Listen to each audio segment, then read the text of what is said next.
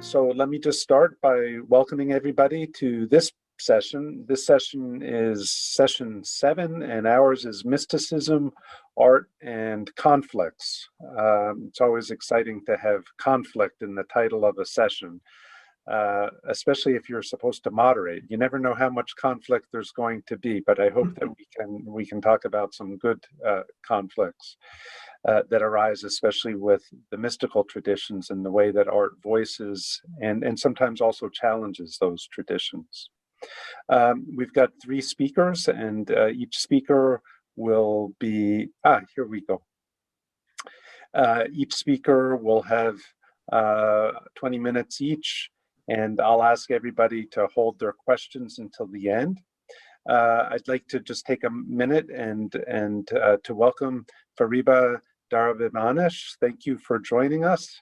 And Dr. Van Gordon mentioned that you're in Iran and that it's midnight for you. So we know that you're up late, and we're glad that you're able to join us despite all of that. So the very first speaker is Dr. Ori Z Soltas, who... Unmute yourself, please. You are muted. Richard, you're muted. Richard, you got muted again. Richard, you're muted. Unmute the button. Yeah, no, for some reason I'm having a hard time toggling between where I've got your title and institutional affiliation and the mute button. So let me... Oh, it's Georgetown University. That's good enough. Okay, Georgetown University. And I don't have I was going to toggle to the title of your presentation too, but I'm going to ask you to give the title, and I'm going to pass it over to you at this moment. So thank you very much. Thank you. The title is Mysticism, Visual Art, and Repairing the World in a Strife-ridden Secular Age. And I begin with just some preliminary reminders regarding religion, mysticism, and their instruments. The word religion, as most of you no doubt know, is a simple development of the Latin word religio, the root of which, L vowel G, lig, means a binding. And since RE means back or again, religion binds a community back or again to the sacred realm that it assumes created it. Religion addresses that inherently neutral, but potentially positive or negative realm, and seeks to define how we should understand it so that we survive, so that we're blessed, not cursed, created, not destroyed. If in a fundamental sense, for Judaism, Christianity, and Islam, which are my primary focus in this presentation, in the beginning was the word, since after all, God said, let there be, and the world began, that simple proposition is fraught with complications along multiple lines. While language extends humans beyond other species in the complexity of ideational representation that makes it possible, it is limited and limiting. No quantity or quality of words can perfectly capture the beauty of a sunset or of love. How much more so God? How can one describe and discuss God when anything and everything one might say about or to God is necessarily expressed with a vocabulary drawn from our own limited human experience? Every word that we use to describe God, all powerful, all good, all engaged, falls short of its task. Everything we say is at best metaphor and analogy. We cannot know what powerful or good or engaged actually means in God's terms. What is the vocabulary that God uses derived from divine experience? Does God have a vocabulary? Does God use words? Does God speak? With what physiological mechanism? Lips and tongue, pharynx and larynx? In our need to make the divine realm more accessible, humans have not only evolved religions using words to evolve prayers to address divinity and accounts, mythoi, myths, to describe how divinity shaped the world that we hope we know. We have turned to other instruments, so naturally mysticism does. For mysticism is an intense subset of religion. Mystics believe that there is a hidden recess within God that everyday religious practice doesn't access, but that the mystic can. The term mysterion, paradoxically innermost, paradoxically since spatial indicators are non-operative in the divine realm, derives from the Greek verb mystein, meaning to close and by extension to hide. The mystic hopes for a condition of ecstasy or ecstasy. Ecstasy, a condition of being outside oneself, but the mystical condition can also be enstasis, because the timeless and spaceless God is as much within us as out there. To be intimate with the mysterion, one must transcend oneself. Put otherwise, to be filled with God, one must empty oneself of self. The purpose of mysticism is to help improve the spiritual life of the community of which one is part, whether we define that as a small group or the entire human race. One's goal in seeking to enter or be filled with the mysterion is not, cannot be simply to achieve one's own enlightenment, for that would be too selfish. One's goal must be to achieve enlightenment in order to enlighten others. The goal of the mystic is to be transformed in order to transform the community, to which she returns from that experience. Thus, mystics can play a potentially significant role in putting together a fragmented world such as ours. Jewish mysticism, obsessed with God's words, particularly words found in the Torah, but aware of the disturbing limits of our understanding of those words, among its other features, consistently deconstructs words into their constituent sound letter elements. Perhaps that is not even enough. In Hebrew, every letter has a numerical value, so numbers may also be put into play to extract hidden meanings from words and phrases based on various numerological systems. Since, for example, the very name of God in its standard form in Hebrew, Yud-He-Vav-He, YHVH, is contrived of 4 consonants, then perhaps the number 4 itself might harbor hidden meanings, particularly given that the 4th letter of the Hebrew alphabet, Dalet, is derived from a pictogram for a door, Delet, in Hebrew, helping to underscore the possibility of 4-ness as a doorway into the Mysterion. This basic formulation is indeed the tip of a far, far more complex and detailed iceberg of thinking that surrounds the ineffable, unspeakable name of God. The concept of accessing God by accessing God's true name as the ultimate key to understanding the Creator, the creation, and the Mysterion leads to other important words and concepts. 3 different modes of playing with letters and words, termed seruf, evolve within the medieval Jewish mystical Kabbalistic tradition. The first is called gematria, which pertains to the numerical values of letters. So you add up the numerical value, for example, of YHVH, which will give you 26, and you deconstruct it letter by letter. YHV gives you 21, YH gives you 15, Y gives you 10, and now you add them together and you get 72. For the mystic, that's not accidental, because this provides one of the hidden names of God, for it equals 12, the number of Israelite tribes, times 6, the number of words in Hebrew, in the all-important Hero Israel, the Lord our God, the Lord is one. And there are moreover 72 consonants successively in 3 verses in Exodus 14, verses 19 through 21, in which the Israelites are saved from the pursuing Egyptians by the God of salvation as the waters of the Sea of Reeds part. There's a second kind of tzeruf called timurah, where you interchange root consonants. So, for example, the Hebrew word for pain, negah, and delight, oneg, are made up of the same consonants, and so there's some hiddenness behind the apparent opposition, which isn't necessarily always opposed. And a third form of tzeruf, called notarikon, is an acrostic process, according to which the consonants of a given term are understood to represent different words that reveal the inner recesses of that term. So, for example, the term pardes, meaning garden or orchard, is found only 3 times in the biblical text. In the mainstream rabbinic tradition, pardes, in fact, is a metaphor for the dangerous realm of mystical speculation. But within the Kabbalah, pardes is an indicator of how essential the mystical enterprise is. It assumes a 4-fold system of biblical exegesis based on the 4 consonants that make up the word pardes, the last of which can bring one into God's innermost hiddenness. So each consonant refers to a method of exploring and interpreting God's words. The first, P, pe, represents pshat, which is a literal meaning. Resh, R, the second consonant, stands for remez, which looks for allegorical meanings. Dalet signifies the third letter, D, drash, which is the method of interpreting by means of standard rabbinic style midrash, filling in lacunae, excavating the text by means of legends. Samech, the last of the 4 S consonants, means sod, secret, and thus refers to the hidden mystical meaning sought beneath the surface of the deepest depths of the texts. Sod itself includes all three methods of tzeruf, among others. Now, by contrast, for example, Christian mysticism, for reasons beyond this conversation, doesn't go in this direction.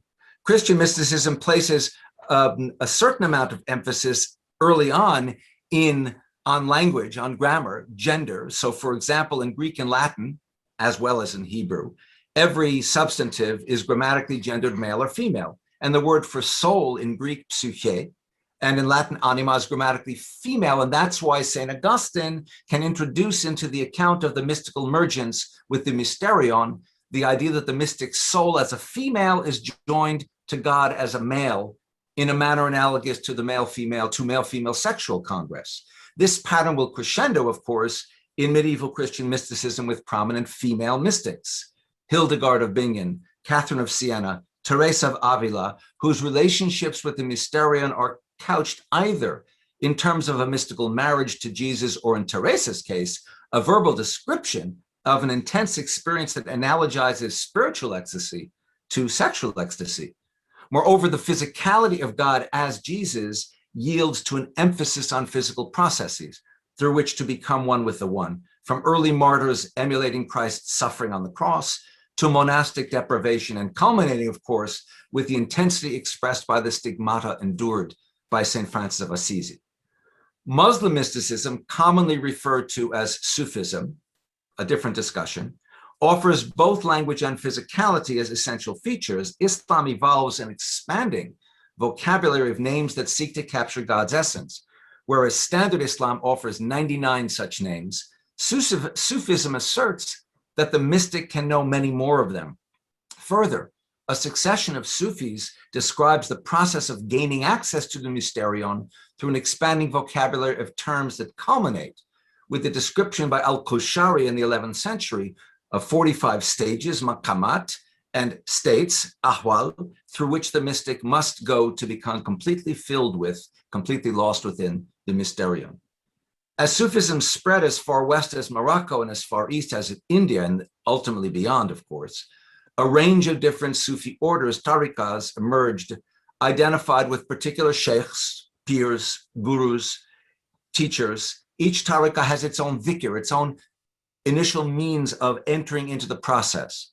In most cases, this refers to a word or phrase that the practitioner's intense, repeated initial focus, spoken internally or out loud, depending upon the tariqa, is expected to yield.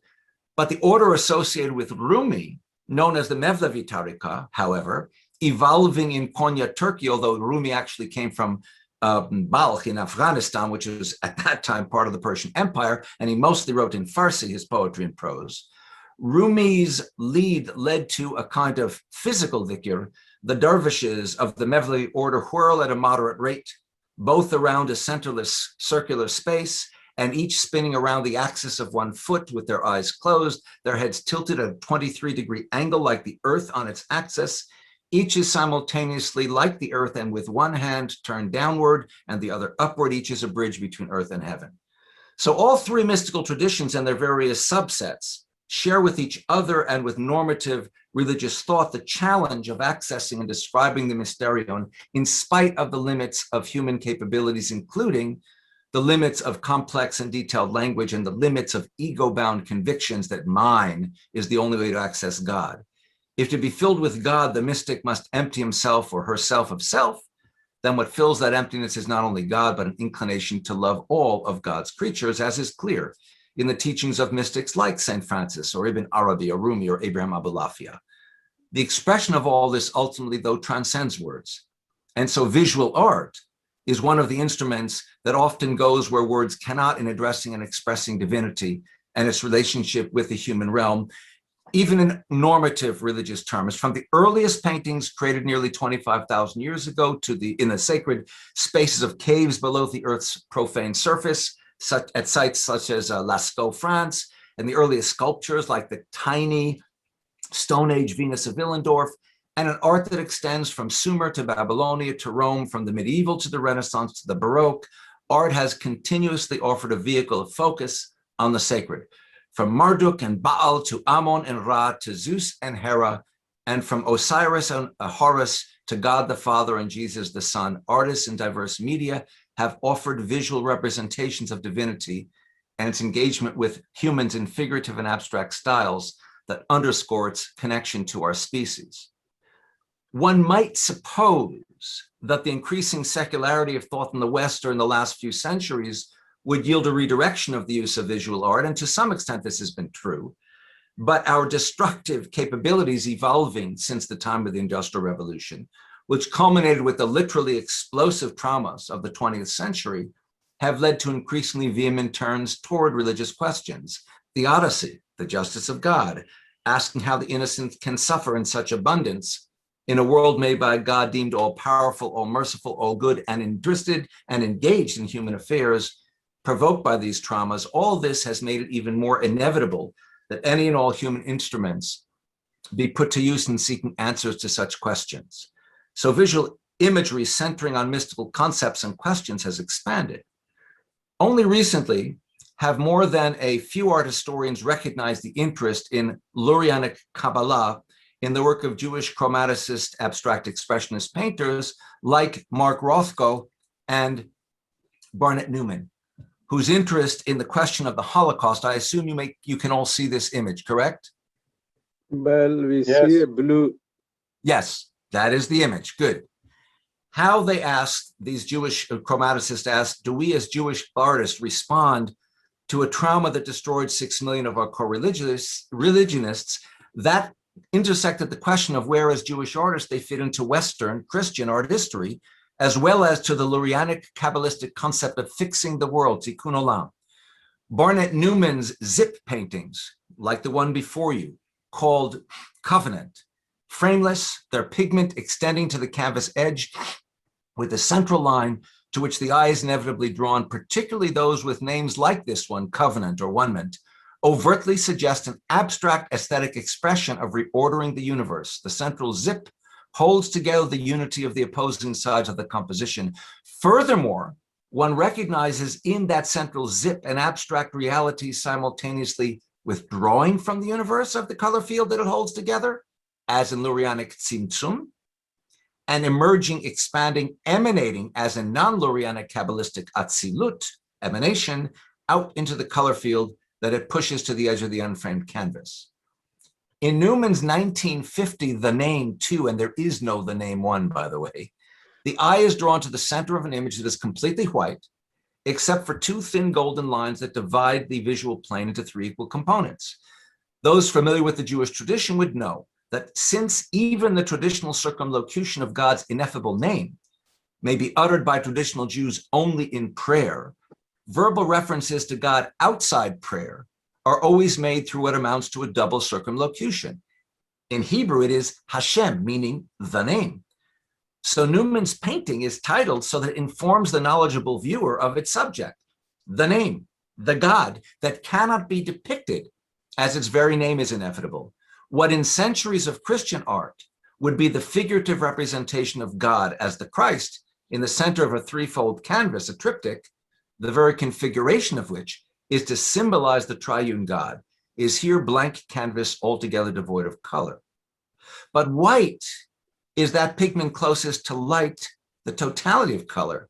Thus, like color, the image of God is simultaneously presented in the totality of hidden color that symbolizes the totality of the God-made pan-henotheistic universe, and absent, present and absent, in the absence of overt color that symbolizes God's absence from, withdrawal from the universe into absolute no-thingness, as expressed in the Lurianic concept of withdrawal, tzimtzum, to make room for the universe.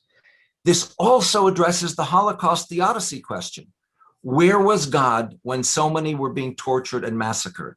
God was both absent, for those whose intense suffering became proof of God's absence, and present, for those who asserted that they survived only through their sense of God's presence.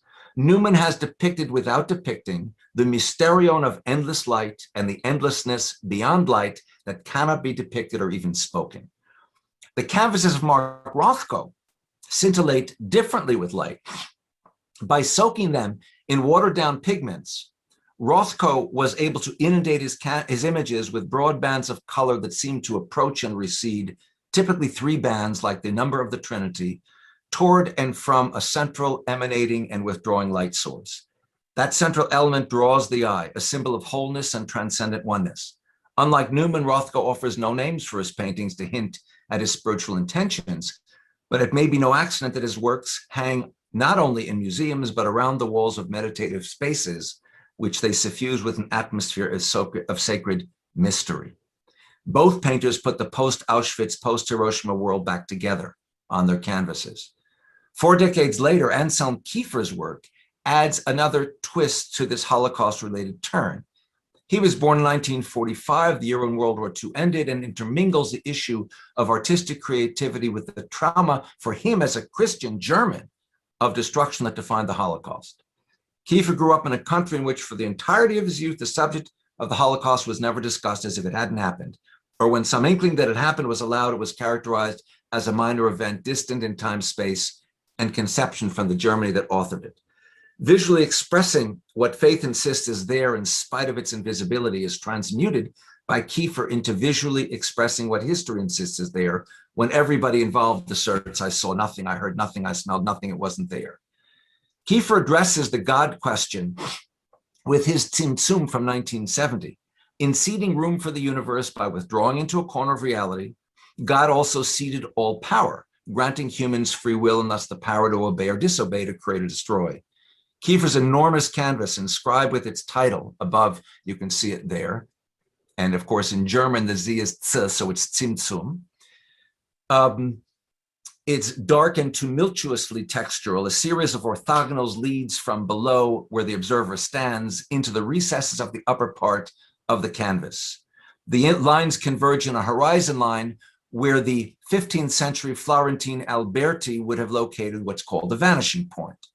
But at that point in Kiefer's painting, we can discern a series of verticals that one might interpret as an abstract tower, such as the tower that marked the terminus of the train tracks at Auschwitz, by the 1990s become one of the iconic symbols of the Holocaust.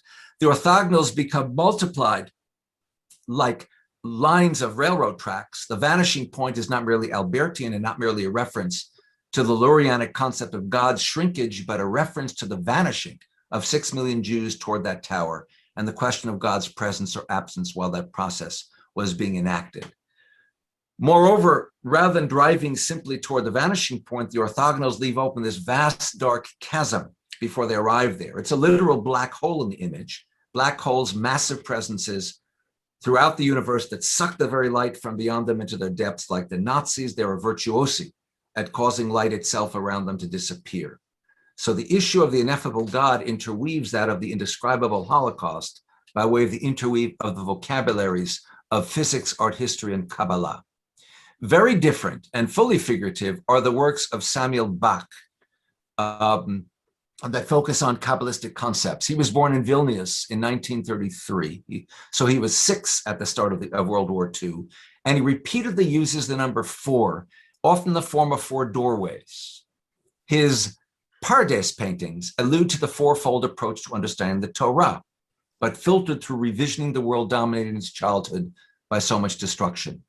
These works done in the mid-1990s offer variations on a common motif. Within a mountainous, semi-arid landscape, a rough-hewn stone structure rises, taking the shape, as you can see, of the tablets of the Torah, lying as it were on their side.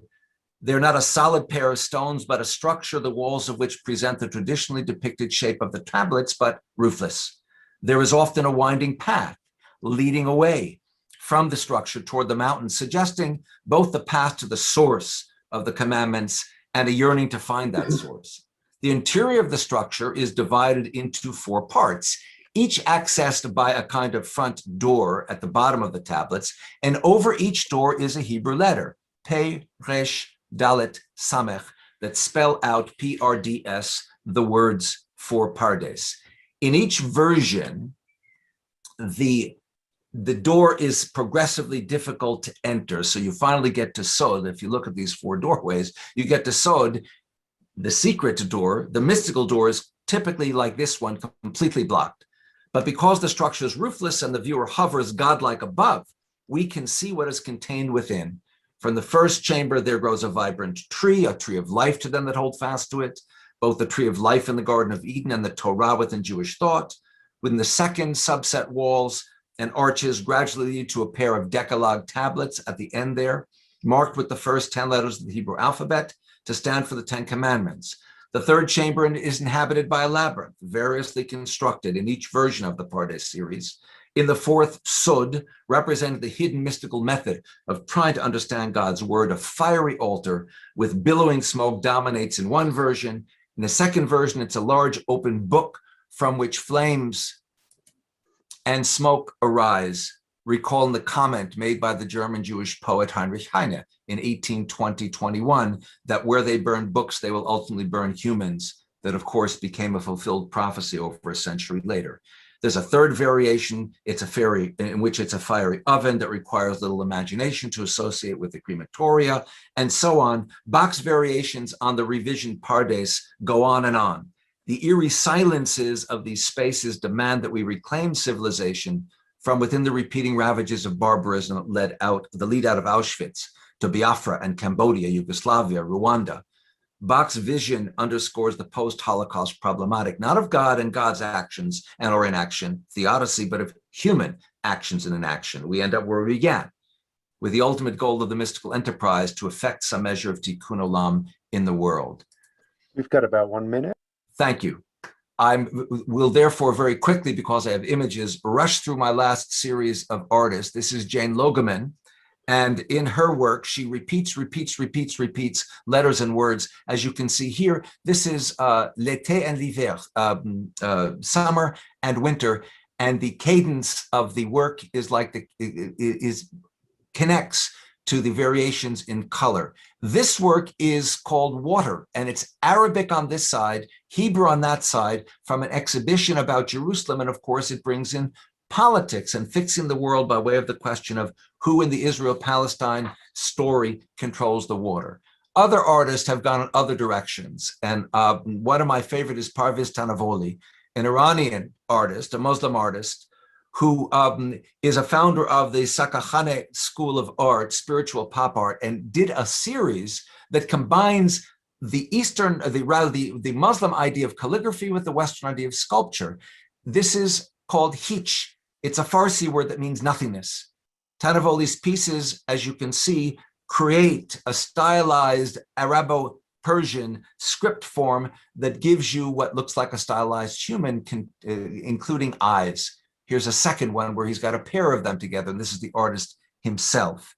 So in everyday parlance in Farsi, the word Hitch came in the mid-20th century era of the Shah to acquire a negative, specifically westernized nuance, nothingness, as an emptiness associated with existentialist angst and aloneness. Tanavoli reroutes that sensibility as well. In fact, his Hitch series is said to have begun in response to his feeling that Sakahane art had become too commercial, derived from the West. He connects it back to Sufi thought. In Sufism, of course, which brings us full circle, nothingness is a double positive. It refers to the nothingness from which God amazingly created everything that became the universe, and it connotes the emptiness of ego necessary for the mystic, whose goal it is to be filled with godness. A Western, secular, post-Christian concept captured in a Western form of visual expression sculpture has been subsumed into an intense aspect of the Muslim Middle Eastern spiritual tradition. And there are artists who crisscross traditions in different ways that I don't have time right now to talk about, obviously, because my time is up.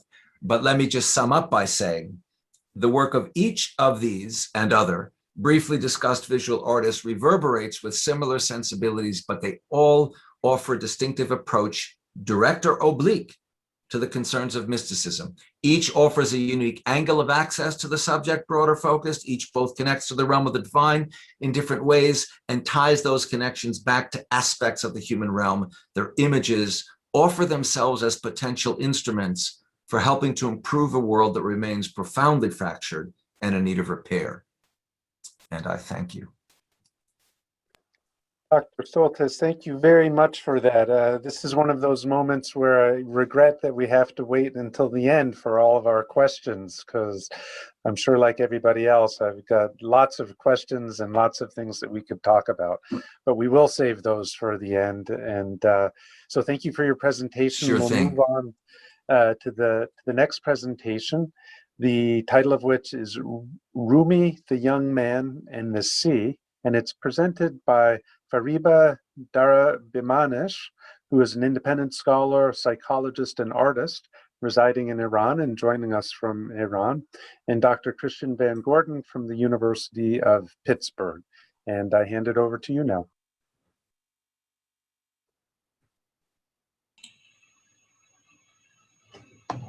Hello, thank you. Love is not contained in speech and hearing. Love is an ocean whereof the depths is invisible. The drops of the sea cannot be numbered. The seven seas are petty in comparison with that ocean. Masnavi, Book 5. Sufism has been called a name without a reality that was once a reality without a name. Renowned Sufi poet Jalaluddin Rumi lived in Central Asia during perilous times. Born in Balkh, Persia in 1207, Rumi spent most of his life in Konya, present Turkey, where in 1273 he died, or as he put it, went through the process of transcending the angel to become the ocean. Destiny remembers him as a sincere artist, humble thinker, and simple believer. His transcendence verse reverberates with readers today because Rumi was not a poet of Persia or Rome, but a bard who sings for the universe, interpreting what lies dormant within it without recognition, without use, and without purpose. Also, Rumi lived far from the sea. The Maulana, or our master, often used images of the sea in writings to describe a sense of the majestic awe and vast grandeur.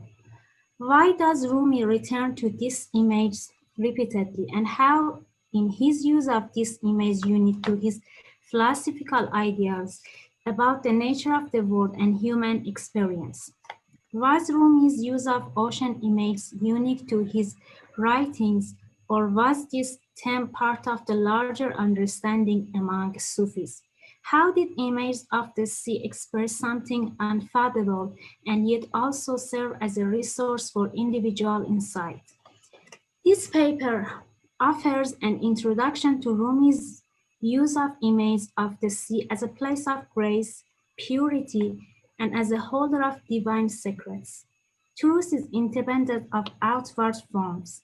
Rumi offers ocean images to the reader as an innovation away from the familiar and dry, and towards an immersion into what a long line of Sufis have called fana, a sense of fulfillment that comes when one's ego is annihilated and is joined with the vast expanses of God's greatness.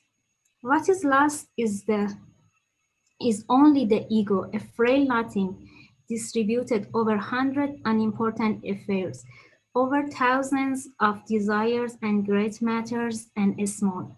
Each of us is nothing more than a drop of water cast into the mightiest ocean. In the tradition of Abul Majd Majdad Sanai, Fariduddin Attar, and others, Rumi believes there was an unseen world waiting to be explored. Attar talks about the ocean of the soul and preached, out of the ocean, like rain clouds, come and travel, for without traveling, you will never become a pearl. The mystical journey required is to come out of toward oneself. Through an internalized journey to help pilgrims on this journey, Rumi, Attar, and Sanai relied on various images and allegories as doors of wisdom insights about the eternal light of God's transcendent presence, allowing us to connect the finite with the vast oceans of the infinite. Rumi taught that a person of God is boundless sea, but Rumi was not unique in using ocean imagery as a way to emphasize esoteric insights. The Quran mentions oceans, Arabic Bahr, 32 times, Abul Qasim Muhammad al-Junaid called the faithful to be sunk or drowned into the sea of God's unity. Bayazid Bastami was someone who had drunk up the seas of the heaven and earth without his thirst being slaked, always crying.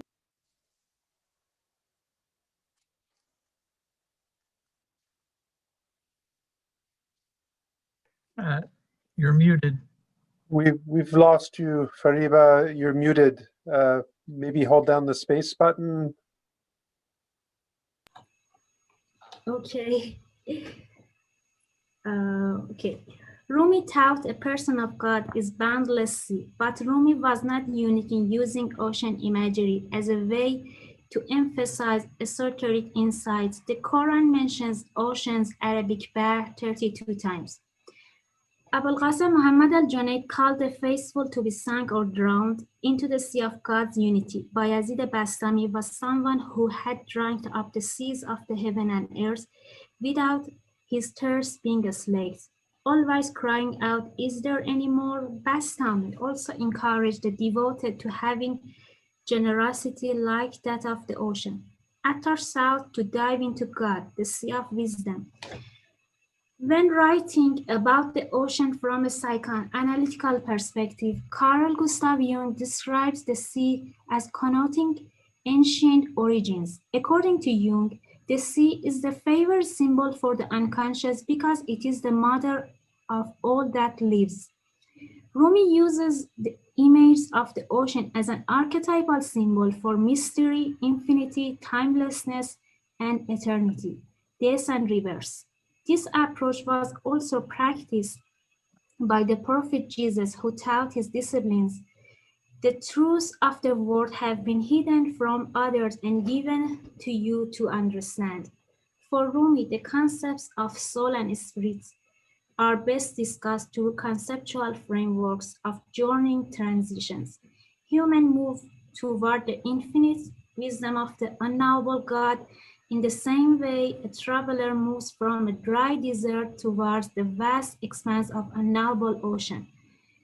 For Rumi, the Absolute is an ocean without borders. In his 6-volume poem, the Masnavi, Rumi taught, every drop of the sea is embodied in an apparent form. Rumi often employed familiar images from the natural world to point readers towards hidden truths that defy simple understandings. Most of us are blind to spiritual truths because we are preoccupied with sensuality and idle thoughtlessness. Because of this, prophets and poets use symbols to encrypt meaning for those who search. Contrary to some views, the work of esoteric hiddenness is facilitation and not exclusivist separateness. Great truths are all around is to be unearthed in natural symbols such as the grandeur of great oceans. Hafiz says, "Let's go of the ego, for from eye of mind and of time, hidden is the mystery of this world." Rumi explains, those who search must journey from wherever they are in wild day to day, living towards the vast ocean, which is both our starting point and our final destination. I will not make my home except in a sea. I will not make a lake my dwelling place. I will seek the boundless sea and become safe. I will go in safety and welfare forever. Also in Quran, refreshing waters feature permanently in descriptions of paradise. The ocean is a seemingly infinite source of water, and there would be no life without water. Rumi states that the God is like a sea that covers the universe and every life within it. All life is dependent on God, the source of life, in the same way that a fish cannot survive lying outside water. We are the fishes, and you the sea of life. We live by thy favor, O you whose attributes are excellent.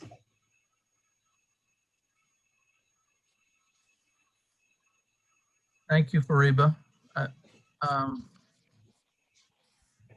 Rumi refers to the turbulent nature of the seas as a metaphor for life's challenges. Oceans are often a place of peril. The only safety on the stormy seas comes from seeking shelter in God's protection, in the ship of his protection.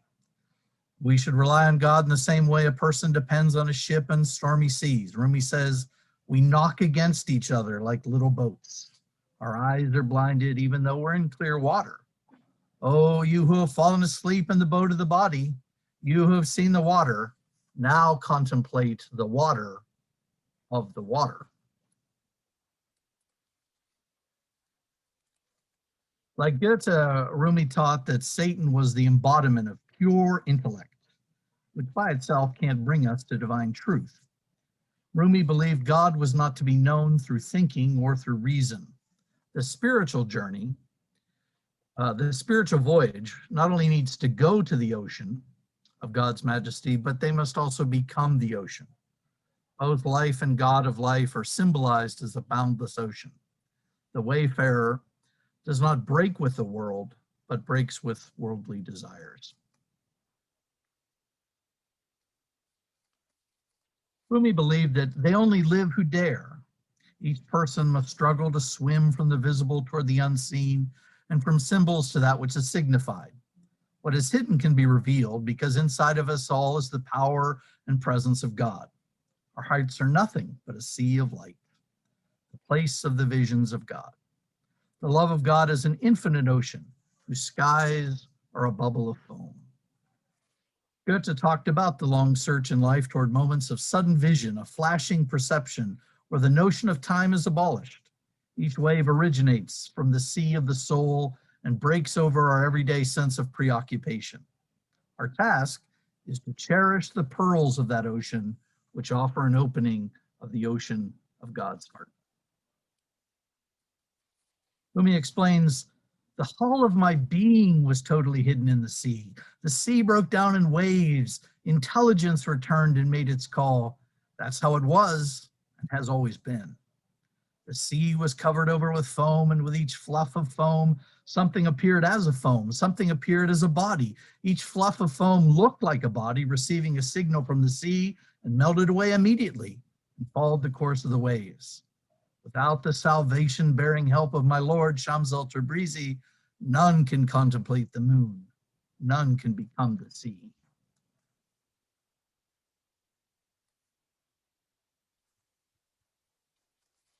Paradoxically, Rumi calls us to learn to swim in order that we may drown. Rumi repeatedly returns to the theme of the annihilation of the ego as a path towards God. Life's journey toward annihilation is an invitation to dive into the sea so that as a drop of water, you can become a sea. You need to see afresh our own vast oceanic potential that, in the words of Muhammad Iqbal, we are humanity, capable of God. Rumi embraced no religion but the religion of love. Categories of people or labels of religion are not what is needed to bring us to the ocean of God's grandeur. When asked by an angry and drunken Christian, which is better, your religion or mine? The Maulana coolly replied, yours. There's no point in responding to fools with fanatical assertions because God is beyond any name we call him. In Sufi teaching, the image of the sea also denotes the depth of knowledge required in their path toward God. Asodi of Shiraz explains, deep in the sea, there are riches beyond your imagination. But if you seek safety, that's at the shore. For Rumi, God's ultimate reality is best expressed with images of vastness of the ocean. Ocean imagery conveys a continuum of paradoxes between life and death, provision and ungratefulness, destruction and reconstruction. Rumi observed, love makes the seas boil like in a kettle.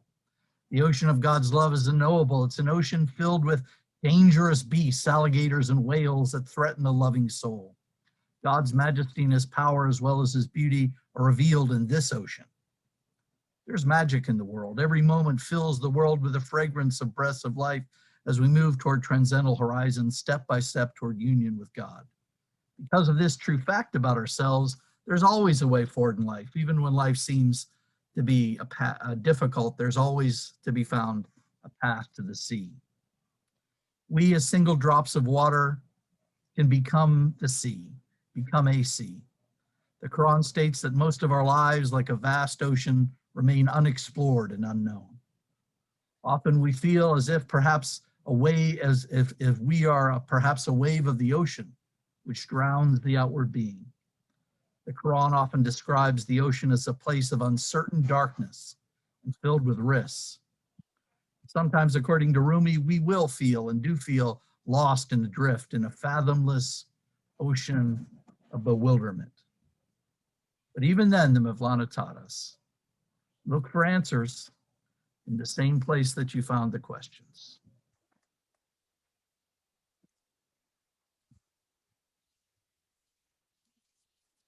Thank you. Thank you very much.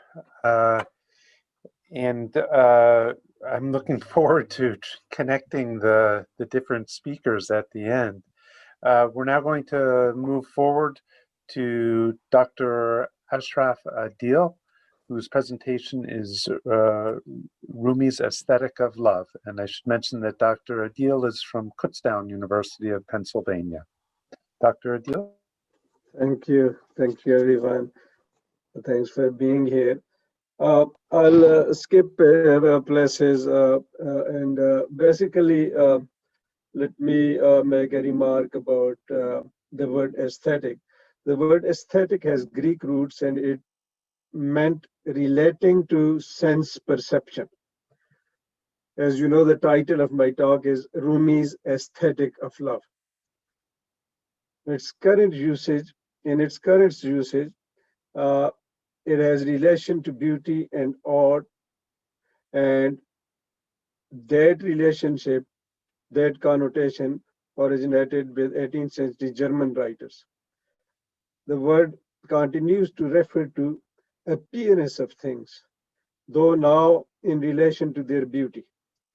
As James Shelley has noted, today's concept of aesthetic has descended from 18th century philosophy of taste.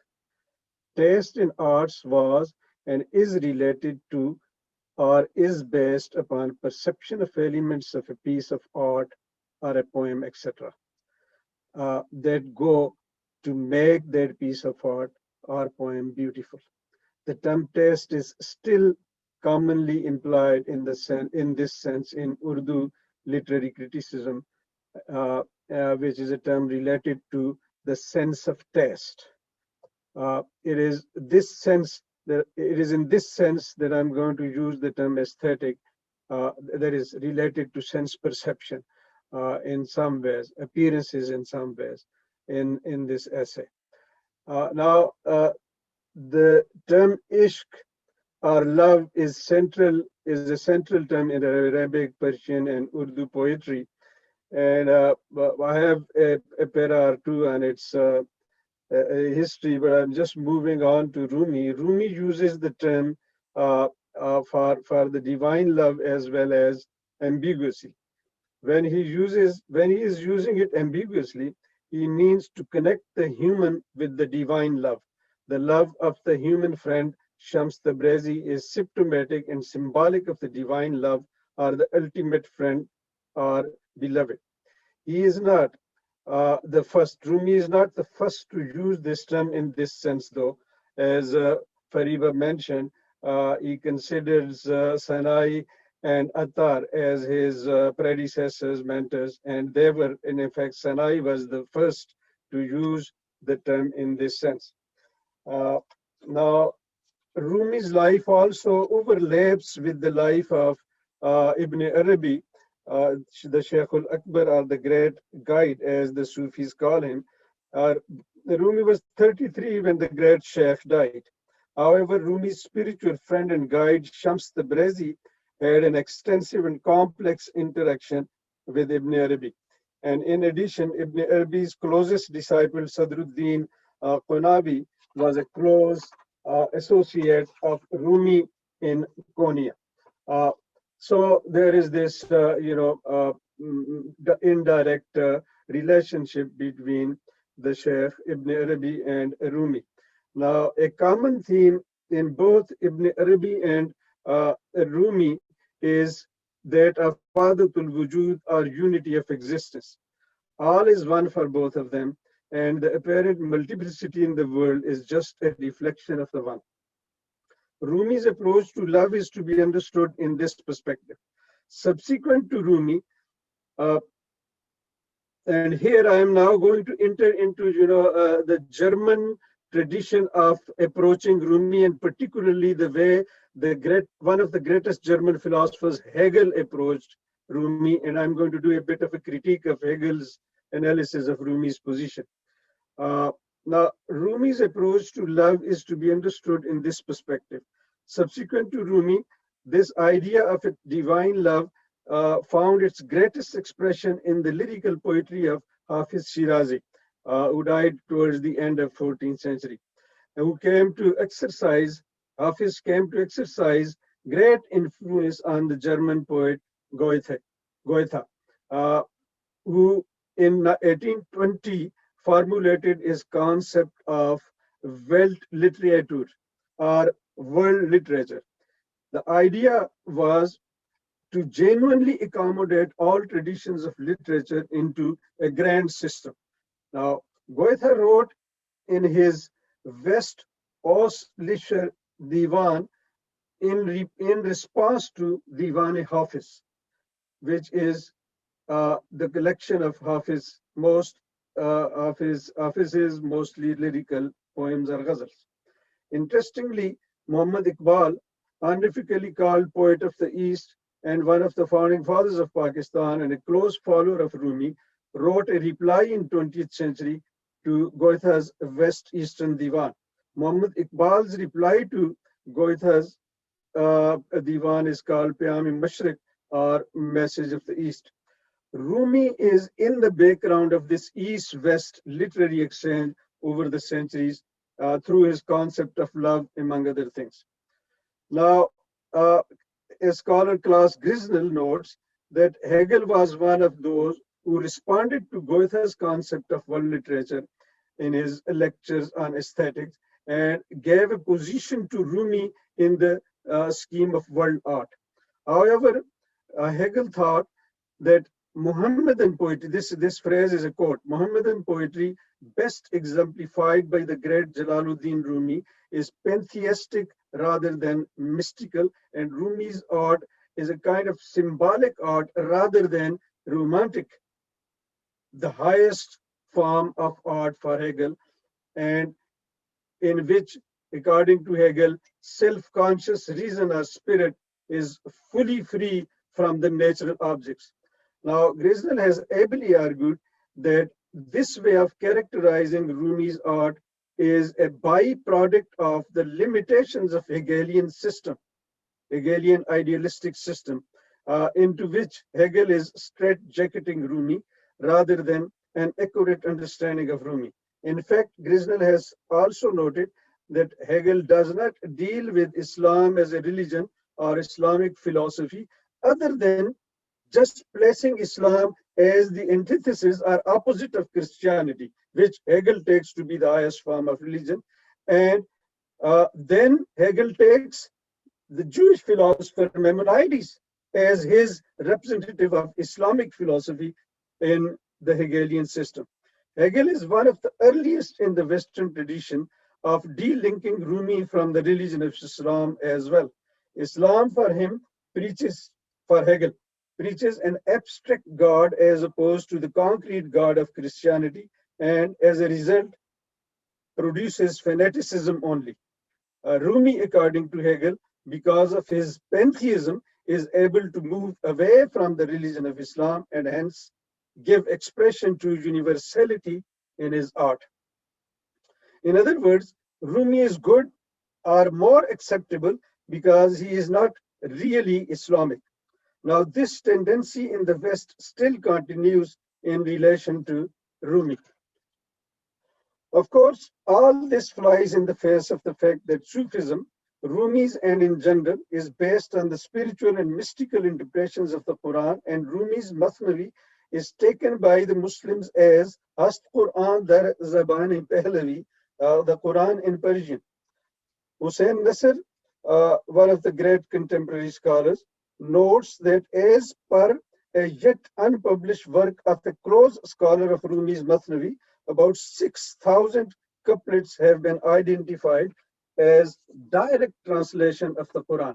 Therefore, the tendency in the West to de-link Rumi, which might be called an Hegelian tendency from Islam, is not only grossly misleading, but also greatly harmful for interreligious and intercivilizational harmony. Now, similarly, the claim that Rumi's art is deficient in its ability to give a sensuous expression to freedom of the spirit or self-conscious reason, and hence does not soar to the highest level of art, which is romantic art, this claim is also grossly misleading. Hegel defines beauty in terms of sensuous expression of the freedom of spirit or self-conscious reason. Now, this beauty is best expressed in romantic art, wherein feelings or deeper freedom of the spirit overflow the form of the art, which could be an object or colors or words. In symbolic art, according to Hegel, this sensuous expression of the spirit is not yet fully free from the form of the object. It is dominated by the form rather than the spirit or its freedom. Now, classical art blends the spirit of freedom or feeling in a balanced fashion. Hence, for Hegel, only in the romantic art does beauty, i.e., the freedom of the spirit, find its full expression by overflowing the objective form. Freedom is neither subdued nor matched by the form in romantic art, rather, it overflows it. That is why only in this situation art truly expresses beauty and becomes genuine art in Hegelian theory of art. Now, even within the bounds of Hegelian aesthetic, it seems quite misleading to claim that in Rumi's art, the free spirit has not yet come apart from the objects of nature, and hence Rumi's Oriental pantheism, as Hegel calls it, is not capable of producing genuine art. This is misleading because Rumi's God, unlike that of Hegel's absolute, is not identical with the universe. Rumi's God, Allah, overflows the universe while simultaneously being immanent to everything in the universe. Now look at the following off-quoted verses from Masnavi. I just give it a bit of a translation. I died to the mineral state and became a plant. I died to the vegetal state and reached animality. I died to the animal state and became a man. And then what should I fear? I have never become less from dying. At the next charge forward, I'll die to human nature so that I may lift up my head and wings and soar among the angels. And I must also jump from the river of the state of the angel.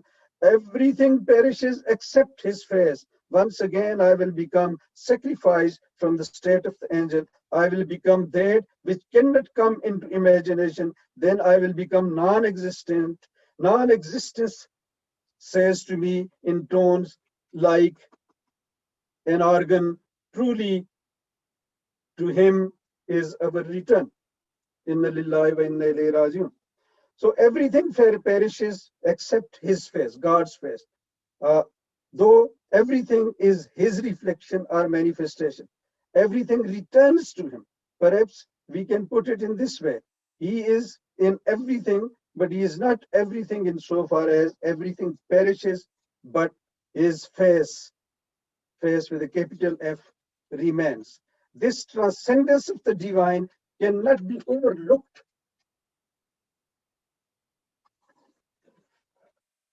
And the divine is therefore not identical with everything in the universe. So despite Rumi's belief in the unity of existence, because all existence mirrors the divine, Rumi is not a pantheist. So Hegelian charge that his pantheism cannot give expression to, to highest form of art is baseless.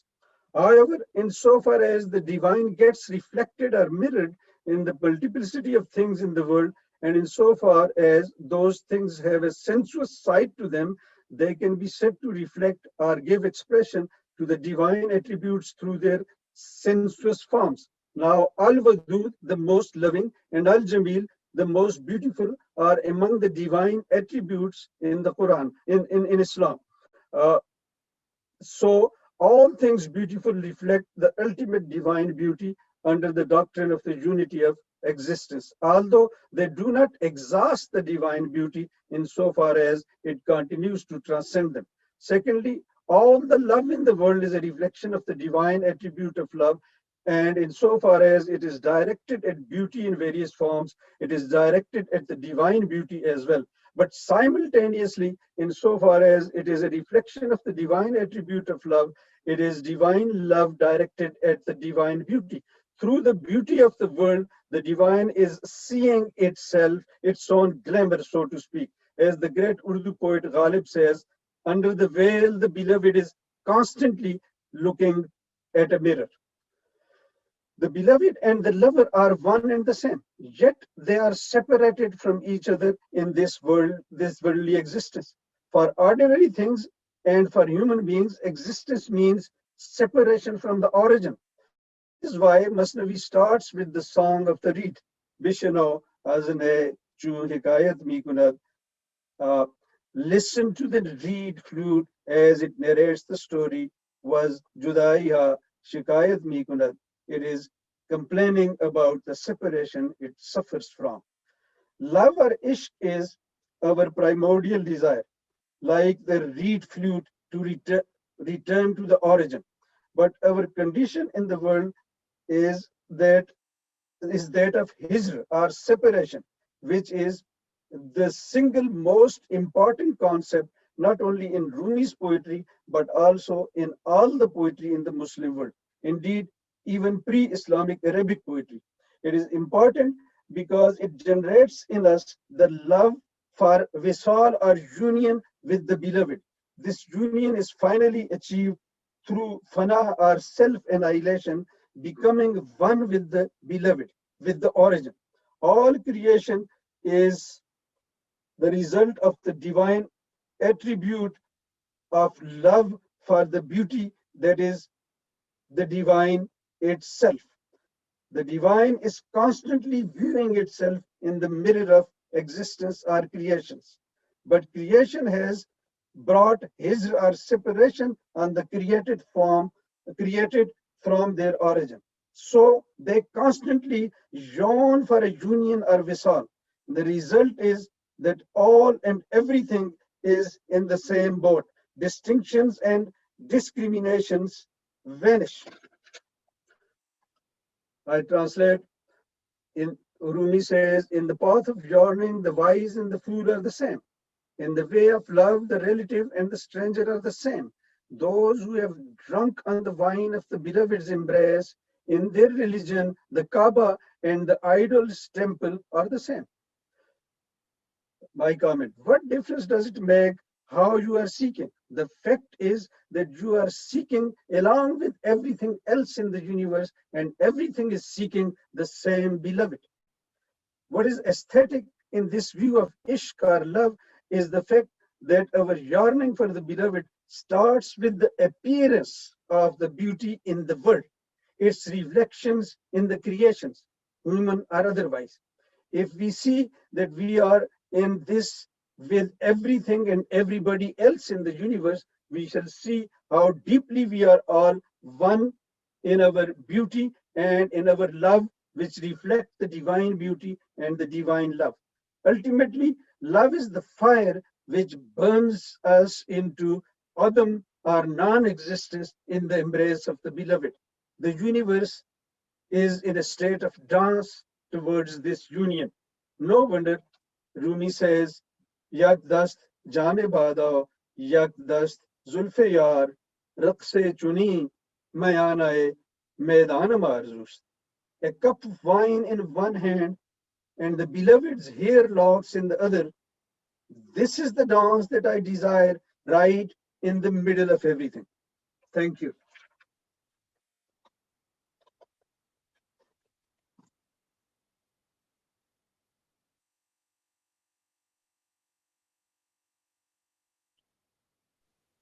Richard, you are muted.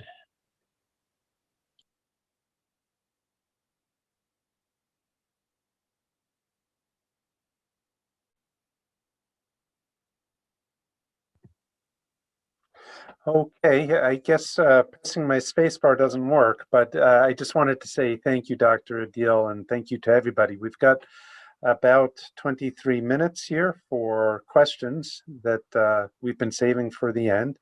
And because we only have about 16 people in this session, I think that we can just go ahead and unmute and jump in with questions. So I think I'll let the first person ask a question, and if nobody goes, then I'll jump in with my comment. Sandra. So somebody commented in one of the last sessions that we could have just done a whole thing on fana, like that would have been it. That would have been the whole conference, and talking about playing Rumi bingo and stuff like that. So what I was thinking about as I was listening to each of your presentations is there definitely seems to be a theme here of what's real and what's illusion. Like in talking about fana, we were trying to address the issue of annihilation. And in Hebrew, because the words are the roots are so similar between Arabic and Hebrew. So panim is face, but that's a whole discussion. Panui means like free of like, is it empty? Is there nothing there? This issue of what's real, what's tangible, what's not. It's kind of like, it feels like what's real is not, and what doesn't feel real might be. And I always have this feeling that art is taking infinity and trying to put it in a finite space. Dr. Darabimanesh was explaining how I'm sorry, and Dr. Soltes, everybody in their own way, we're looking at things and saying, look, don't you see it? Don't you see it? Everything is in the sea, or look at the white, or whatever. So to what degree is art helping us? And to what degree are we more frustrated by what we hope the art will do, but it may not do in helping us see what words can't? Well, I think in part it depends on our individual natures. Plato, ever the mystic, whose conviction was that ours is a realm of becoming, where nothing is the realm of the ideas, of the forms. That's only where it's at, right? So he talks about art negatively in books 3 and 10 of the Republic. Both verbal and visual art he sees as mimesis, right? Imitation. So it's one step removed from trying to get to reality. But on the other hand, the kind of art and the artists whom I was referencing are symptomatic of those who recognize that if one is dealing with that other reality, that common human instrument of language is so limited that we have to think elsewise and elsewhere. Not just visual art, music, dance, all of these art forms are ways of helping us transcend the limits of language, which is hardly even adequate for engaging our own reality, much less the divine reality. So one can look at art, and in this case, we're talking visual art, but I remind you that we could be talking other art forms. And for some, it would help to play that role of accessing something beyond words. And it can be abstract or figurative. You know, when I see, and I'm not Christian, when I see the Van der Weyden deposition, which is in the Prado, I can just sit there and stare at it for an hour, and I can analyze what the artist is doing well and fine, but the feelings that it evokes transcend my analysis of it. And the work that I just flashed in front of you but didn't talk about by Fushimura, which has these 3 panels, it's a similar kind of completely abstract experience, or Mark Rothko, there's something about it that evokes something that I can't even articulate in words, even though I can try to. And for some people, you know what? I don't get that stuff. It's junk. I don't understand what you see in that painting at all. And again, it was the same of music, the same of dance, the same of all the arts. I think they depends on who the who the beholder is.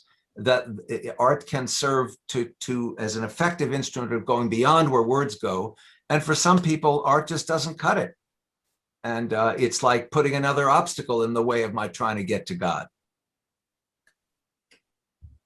Right. I totally get that. As an educator, we always use multimodality learning, that some of us are visual, some of us are audio. I know dance is something that I definitely respond to. Drama, art, yeah, visual arts, all of that. I think you're right.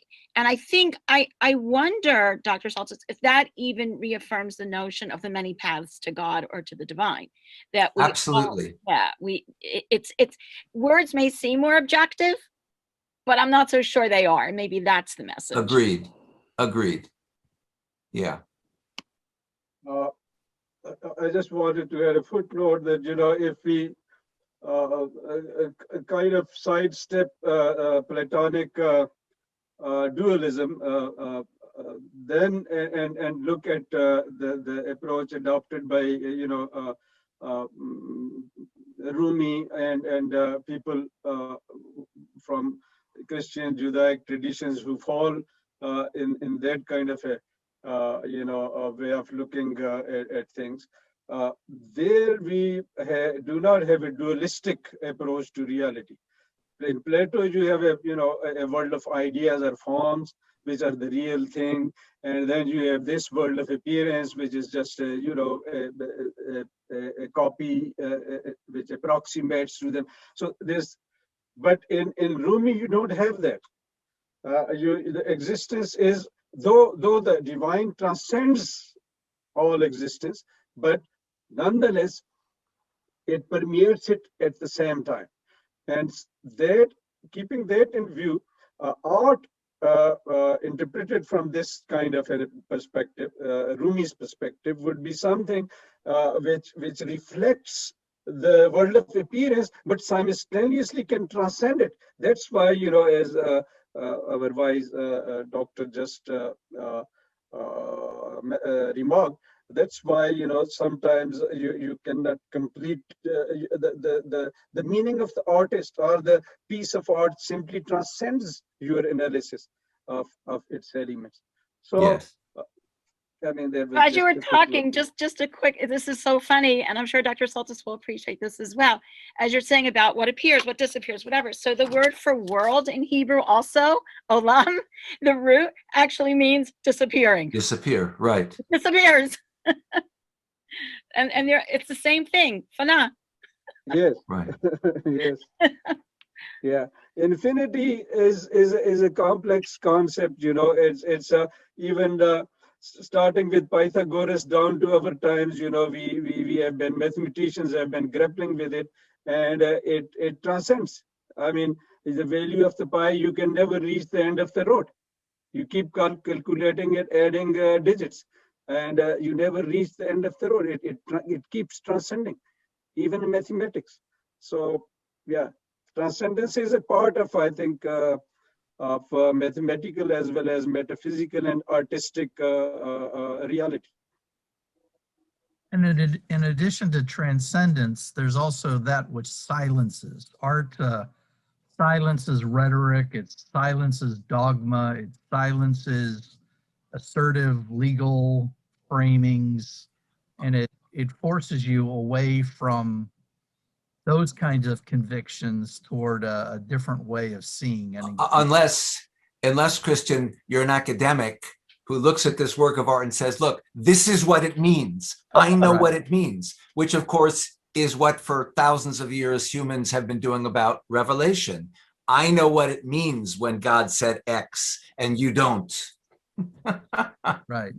So we have the capacity, in fact, to ruin even art that way.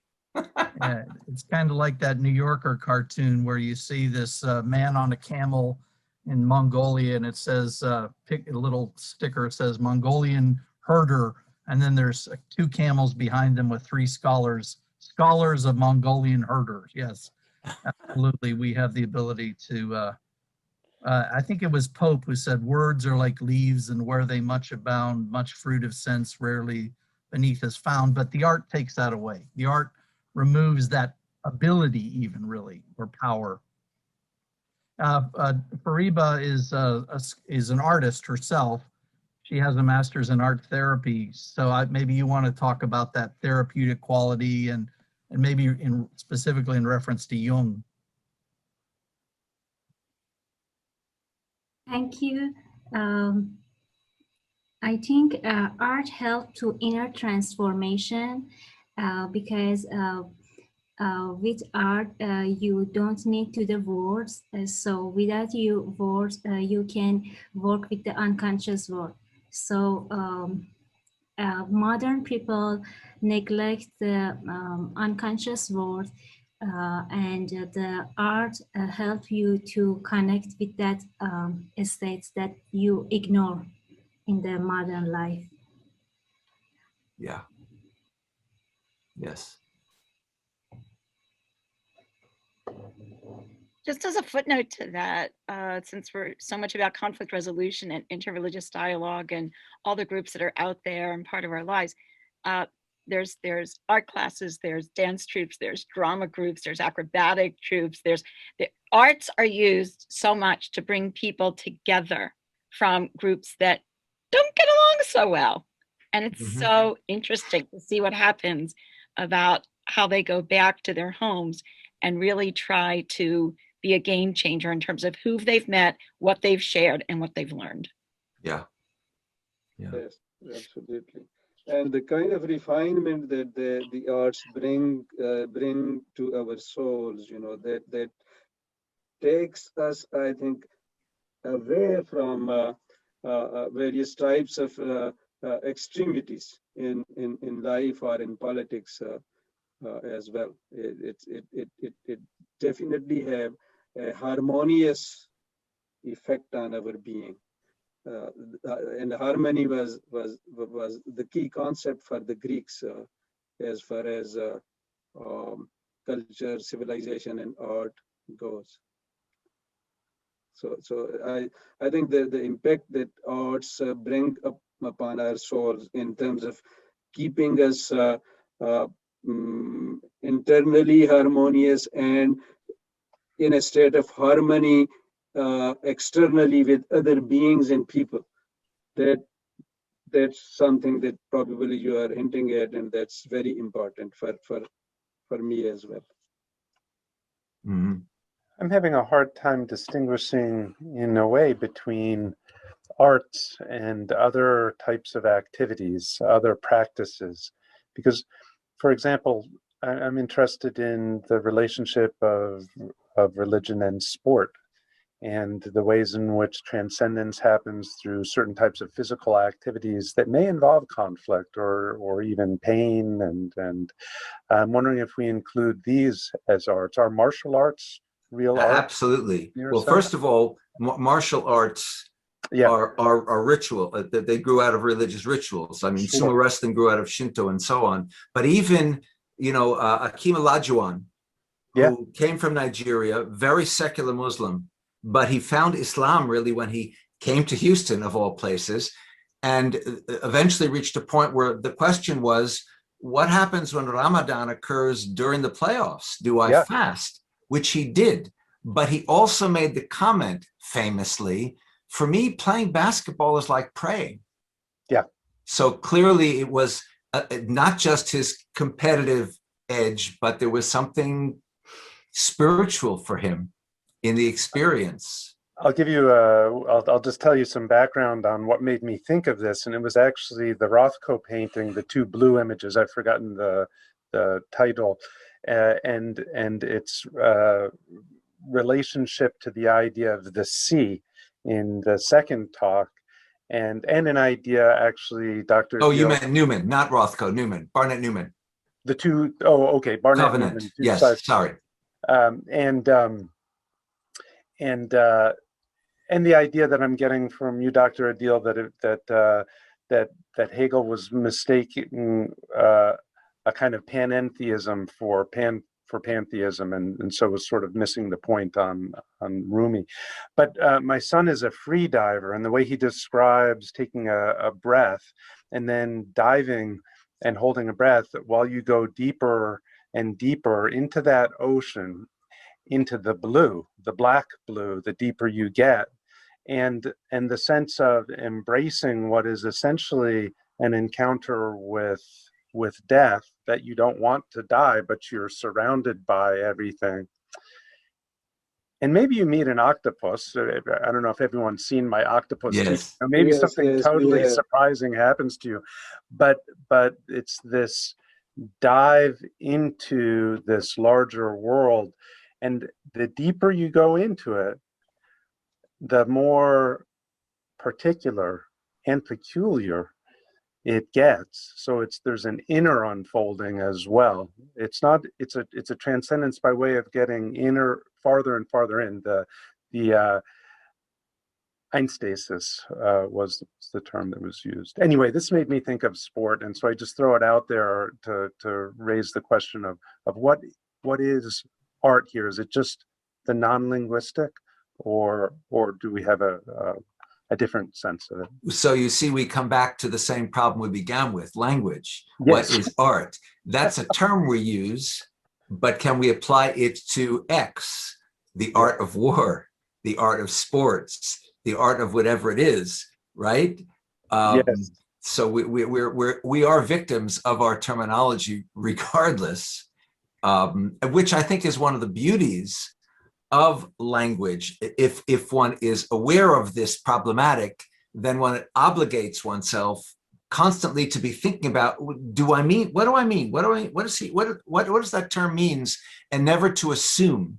And so Socrates would love us if we did this properly, never to assume we know what X means. You know, what is art? What is piety? What is friendship? What is justice? We have to keep elenkos, the cross-examination. So your question could not be more perfect as far as I'm concerned. Not only problematic, though, Ori, it's also it used the term religio, that which binds. Like the river runs through it, the line religion and fly fishing are the same thing. I grew up in Pittsburgh where religion and sports are identical. Exactly. I understood any difference. In fact, that is my religion, you know, the sports. So that's part of that culture and tribe. So yeah, that which binds, art is that which binds. It's a binding force. And you know, you see that in all these traditions that we're talking about. And certainly with Rumi, he saw the art, the music, the poetry as a way to move toward binding and freeing, you know, binding from one thing and uniting and freeing from another. Yeah. Sort of building upon this concept of binding, sort of trying to expand it. It appears that, you know, physics is contemporary physics is bringing us closer and closer to a concept of the universe where everything turns upon, you know, certain probabilistic equations of quantum mechanics, which are based on which relate to the waves primarily, and waves with certain frequencies are behind the physical universe as well, and those frequencies can be translated into obviously numbers. So the frequencies, numbers, and then music itself is, you know, from the days of Republic, translatable into numbers. Therefore, it's not just the art, which or the religion, which, you know, binds us together through these waves, these numbers, these frequencies, these harmonies, everything seems to be kind of connected and binding everything else with each other. It's just Mhm. an effort to expand on the remarks that you made. And you know, it's interesting that where visual art, as it happens in reality, has no absolutes, right? There is no blue, because not only is there no blue, but how you and I see the same color in front of us won't be the same. But in music, the physics of music is they're absolutes, right? Someone who has perfect pitch knows exactly when I just say A, B, C, C sharp, C flat, what that doesn't mean as much to me as it does to someone with perfect pitch who knows exactly what the frequency is of a true C, and so on.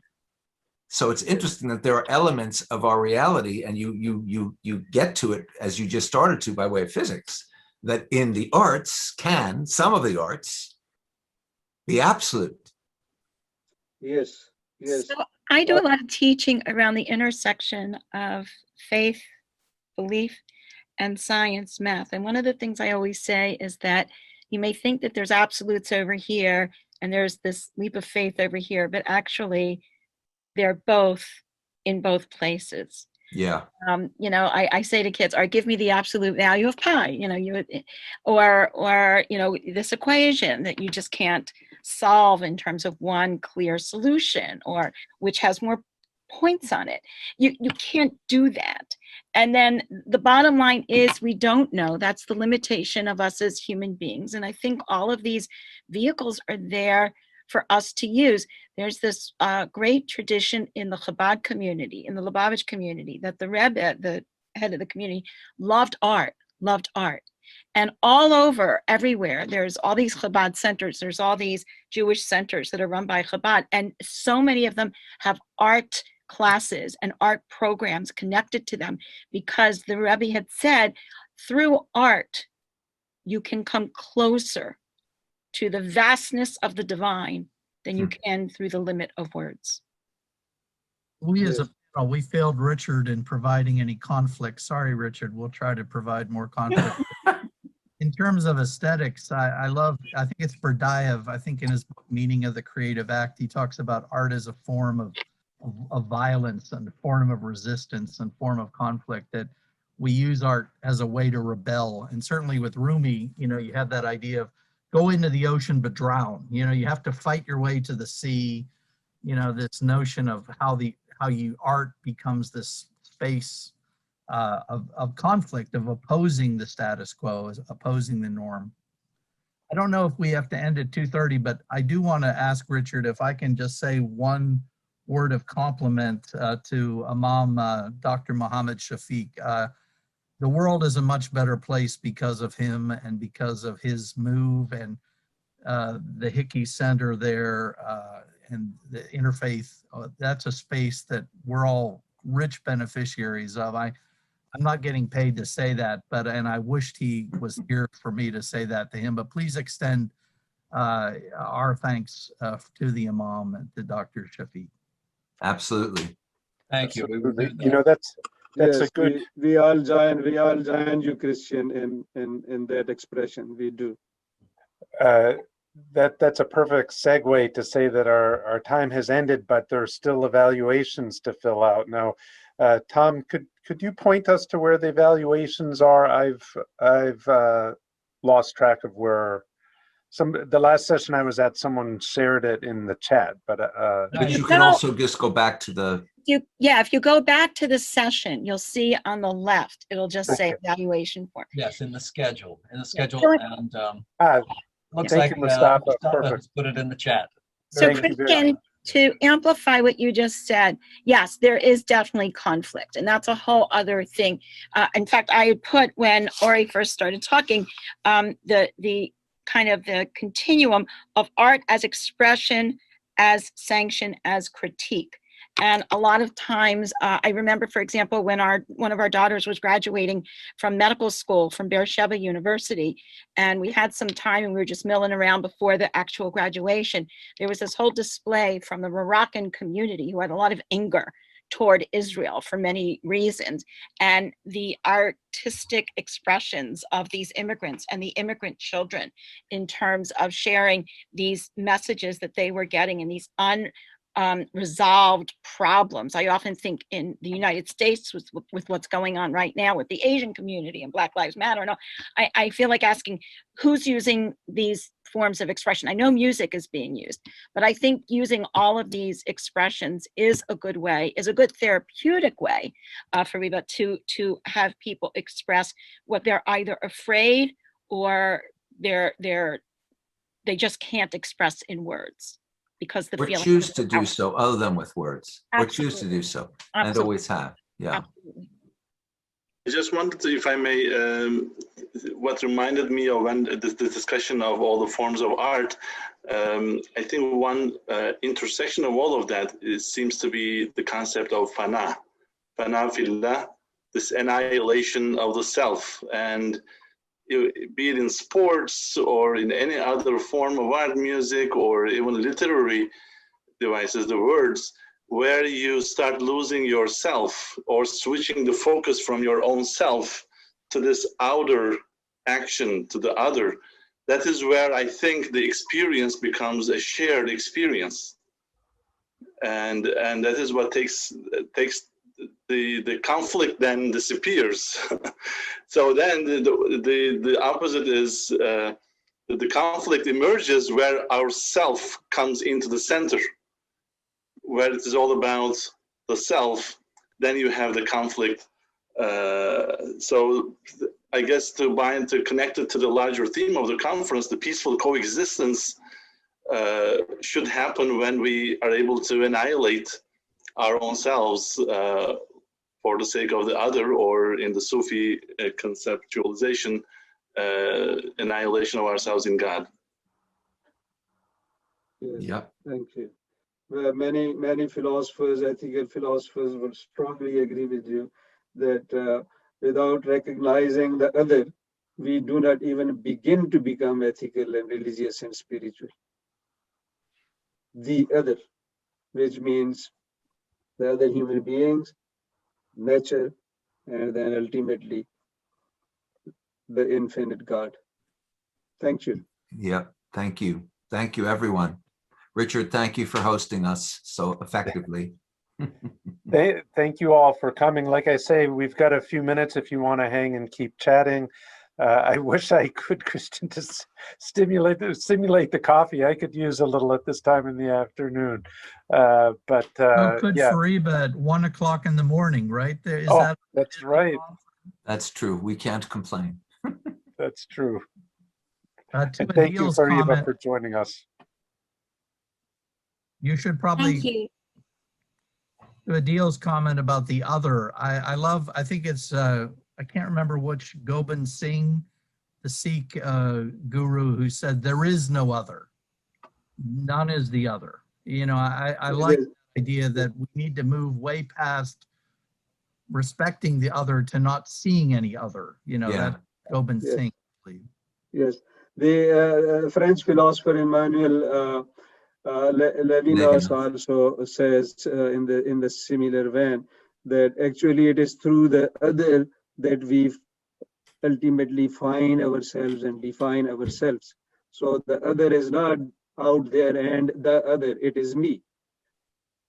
So you can only, according to him, you can only recover your own moral self through the face of the other. Mm-hmm. So yeah, these I mean, thinkers they have thought deeply about this issue. Recognition of the other, deepest possible recognition, I think, is the central key to becoming ethically and spiritually alive. Otherwise, we don't. Even in ordinary life, you know, unless we have something to compare with something else, we do not really get a good idea of what we have in our hand. You know, you get a good grasp on a concept or on a thing when you have the ability to compare it with similar other things. And so a good an important principle in Sufism is that you need to know yourself, and the need to know yourself can be fulfilled only, according to at least some philosophers and mystics, only through making an effort to understand the other in a way which is fully sensitive or fully sensitized to her or his being and her or his rights and integrity and value and dignity.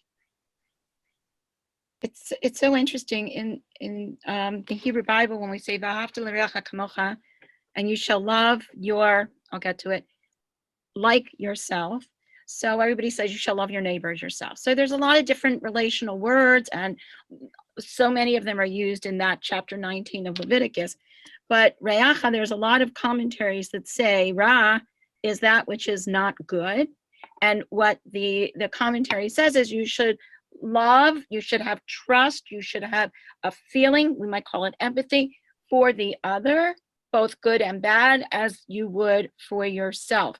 And one of the things, the notions that we take on the other by engaging with the other, that we're never meant in Judaism to live alone. We're always meant to live relationally. And that's always challenging us in that what we see in another as being, whether we call it good or bad. And again, we haven't even discussed that all of that comes from God. All of that comes from the divine, that everything is here for a reason.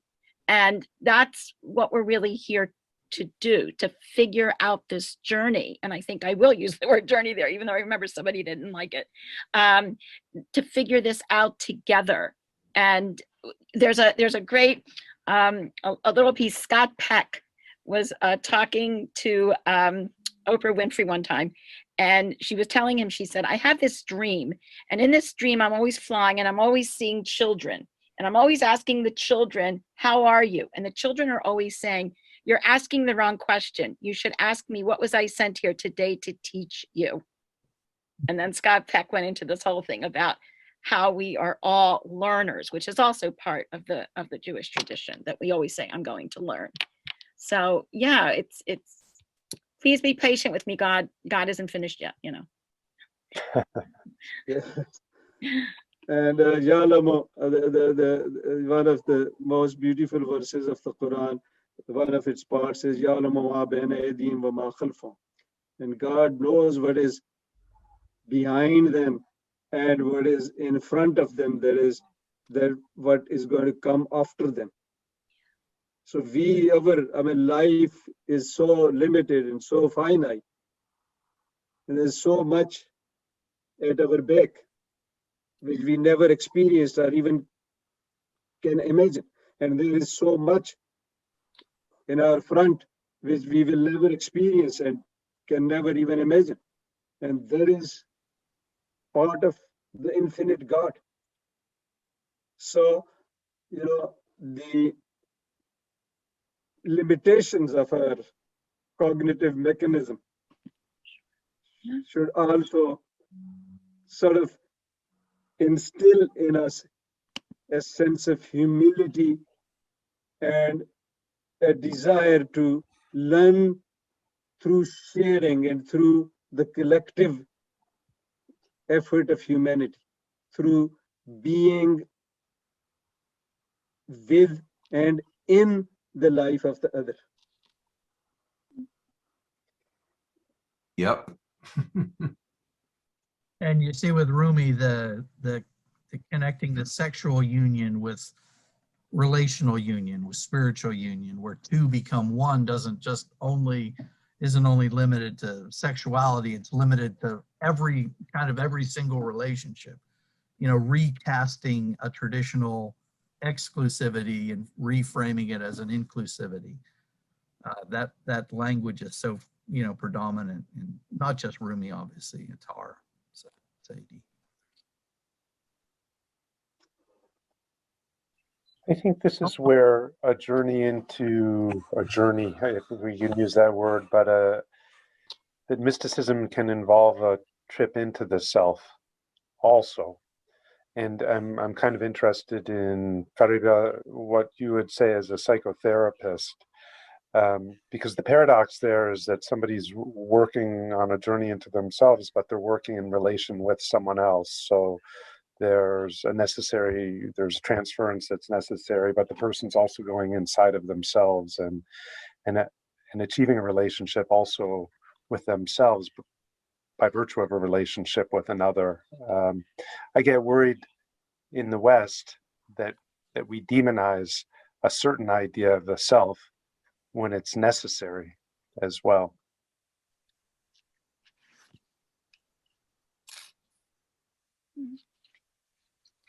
Did you want to respond to that, Fariba? I'll just add one more thing. A lot of the work that I've done has been with Rastafari and the change in pronouns in Rastafari language to the embrace of the I, which was also an embrace of a blackness, which was said to signify nothing. And then to change the pronoun for the you also to an I, so that a first person plural is an I and I, and that God is also I, is a journey into a self in a way that presupposes a connection. And so it's not a negative attachment to a self, it's actually an embrace of a self that's a precondition for a different kind of connection to other and to the world. And I think, Richard, what's really important to tack on to that, and this is in a lot of work that I do, is that so one of the things that I do is I work with LGBTQ plus folks in the Orthodox Jewish world, finding community, educating rabbis, finding places for them. The work has also taken me to interact with Catholic priests and Mormons and all kinds of other religious functionaries. And one of the dynamics there is that these people as a group, the ones that I deal with, the ones that come to me, are so much working on themselves, are so much working to find their core, their authentic being as it is. And then there are social, cultural, political, religious forces out there that will say to them, you can't be you. So one of the problems I think we have is that on one hand, we want to go inside to be able to get to that place, the still small voice we talk about, God inside of each one of us, our inner souls. And yet the conflict is that what happens when that marginalizes somebody or excludes somebody or what have you. I have this conversation with my Muslim friends and my various people in my life all the time, because if you walk here or you walk there, you're going to be marginalized by virtue of who you are. And yet, why should you have to hide who you are? If we're all part of the divine and if we're all part of this greater equation, and God is in, and this is not pantheism, God is in all of us and we are all part of God, then how do we address the fact that so much in our contemporary reality works against that? Yeah, well, yeah, this is probably the biggest problem that that humanity is facing today. Absolutely, absolutely. And obviously, there's no easy answer, but thanks for formulating the problem. We need to understand that that's where we stand basically. On the one hand, spiritually, ethically, the reality is that we are all connected. On the other hand, we are trying to, destroy our own roots by attacking each other or by indulging in violence or whatever we are indulging in this contemporary world scene. So this is the cultures. I just want to make one point in response to your very important question, and that is this: that a lot of the time I get this feeling that as if modern contemporary cultures, they have become kind of self-destructive, self in the, in its all-inclusive sense. Cultures have become self-destructive insofar as they are destroying nature, insofar as they are human beings are destroying each other, or each other's cultures, or each other's dignity. So there's a certain tendency towards self-destruction, and we are not mindful of it. We see others destroying things, but when we are doing it, we are so driven by our our own ideas that we don't cast a critical look at them, and we don't realize that we are also engaging in that kind of self-destruction. But it appears to me there is an element of self-destruction in human cultures today, much wider than what it was in the past. The 20th century has seen horrendous manifestations like Holocaust, and it continues on.